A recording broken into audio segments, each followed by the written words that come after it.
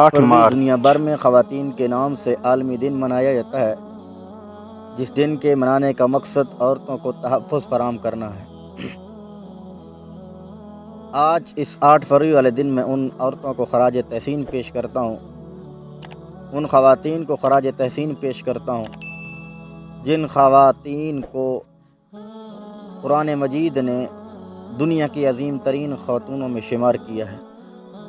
फरमाया या निसा अन्नबी लस्तुन्ना कअहदिम मिनन निसा इन इत्तक़ैतुन्ना फ़ला तहज़ान बिलक़ौल, कि ऐ मेरे नबी की बीवियों, तुम दुनिया की आम औरतों जैसी नहीं हो, अल्लाह से डरती रहो और किसी से नरम लहजे में बात नहीं करनी। कोई दरवाज़े पे सवाली आ जाए, दस्तक दे तो उससे कड़वे लहजे में बात करनी है। फ़यत्मअल्लज़ी फ़ी क़ल्बिही मरज़ुन, हो सकता है कि किसी के दिल के अंदर कोई मरज़ हो, कोई लालच पैदा हो जाए और आपके इस नरम लहजे से कोई किसी के दिल के अंदर कोई मर्ज़ पैदा हो जाए।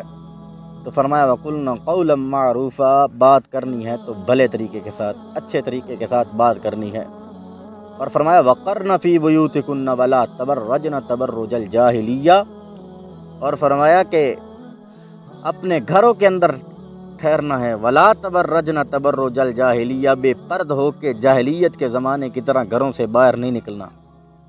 तो ये वो ख़वातीन हैं जिनको ख़ुद कुरान ने अज़ीम तरीन ख़ातून कहा है, लेकिन उनको भी अल्लाह रब्बुल इज़्ज़त ने पर्दे का हुक्म इरशाद फरमाया है। तो आज मैं अपनी तमाम ख़वातीन माँओं बहनों को यही कहूँगा कि खुदारा अपना मॉडल, अपना रोल मॉडल इन ख़वातीन को बनाइए और इनकी तरह अपनी ज़िंदगी बसर कीजिए। बेपर्दा हो के घर से बाहर ना निकलिए।